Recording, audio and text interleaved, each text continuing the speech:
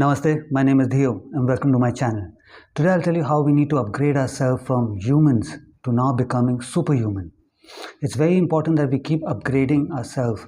So now when all our spiritual practice, our meditation and everything that we do is always focused on the fact that you're not this body, you're a soul, which means you're not human but a soul. But somewhere we also need to start understanding that yes, we are a soul, but in this human form experiencing everything. So Lord Krishna, when his mother told him, okay, open your mouth, he opened his mouth and she saw the entire universe in his mouth. That's not only the case with him, that's the case with all of us. We are all souls experiencing this entire realm, this universe from this body suit. So what we see is just screens. Our eyes are screen where everything is being projected on. The distance and everything is calculated by the brain.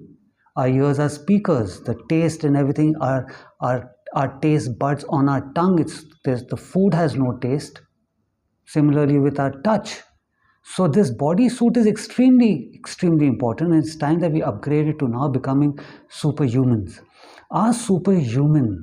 We become superhuman with this superpower. Our superpower lies in how we control what we feel.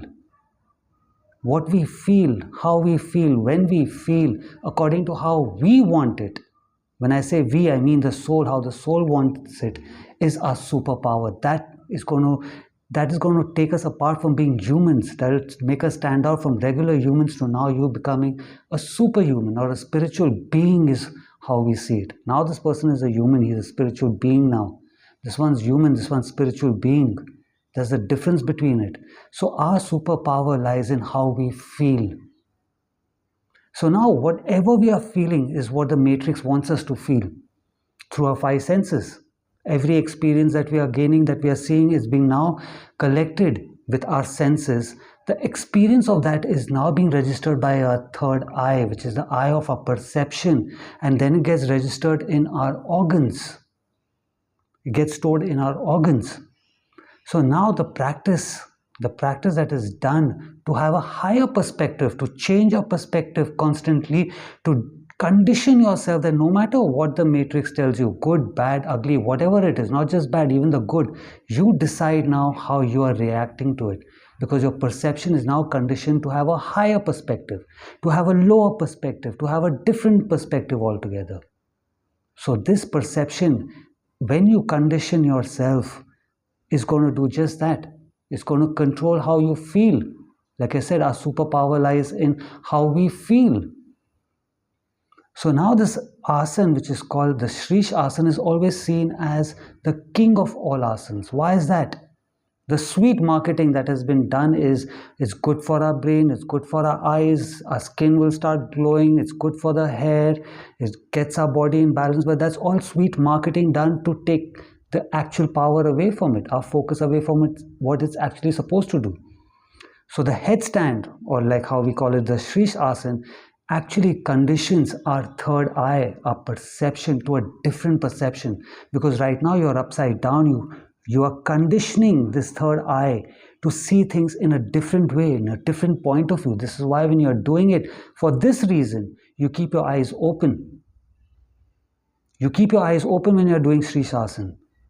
Over a period of time, when you keep doing it, all spiritual practices are a conditioning that's done for you to achieve the result.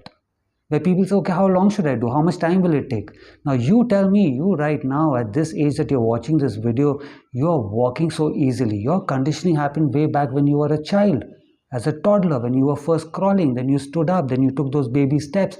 That was all conditioning that was happening for you to now start walking. So for me to now get up and go to that next room over there, do I need to start crawling? Do I need to hold something to get up?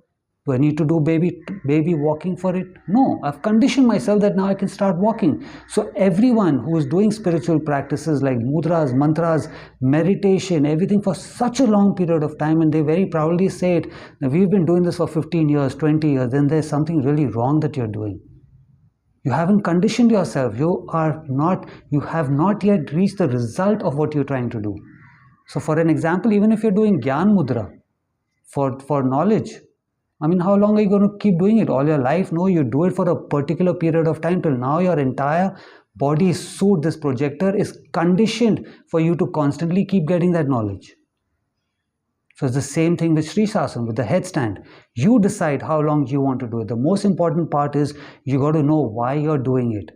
You're doing it because now you want your superpower, which is in controlling how you feel. You are deciding how you need to feel. The matrix is not going to decide whether you're going to feel good or bad with the experiences that it's giving. This is our superpower. This will make us stand out from regular humans to now becoming a spiritual being in a human form. The soul is now controlling everything.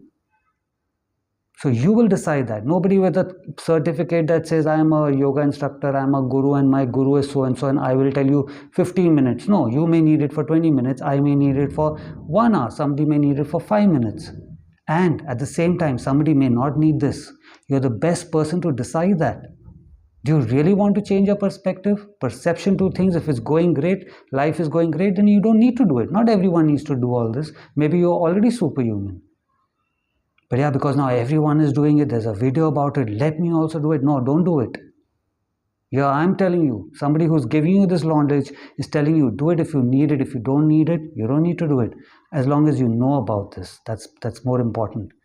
So again, when you're doing this, when you're doing a headstand, it's difficult for people who don't know how to do it. You do it against a wall, you slowly do it. There's several videos teaching how you need to do it, how you need to protect your neck. But the important part is eventually you get off from the wall and you start practicing it. When you're doing it, you keep your eyes open. Because in the real world, you're not going to be walking around with your eyes shut. Your eyes are going to be open. So whatever perception, whatever you're experiencing now, your third eye is already conditioned now to keep giving you the higher perspective, a different perspective. You will not have to go do a headstand. You will not have to go sit in your meditation to say, okay, now I'm feeling good. No, you're a superhuman now. You've got your superpower, which is now how you feel, not how you should be feeling, how you feel. You will be deciding that. That's our superpower. That'll differentiate between a regular human and a spiritual being in a human form. Try this out. If you like this video, give it a like, subscribe to my channel. Until I see you again, have a good life. Namaste.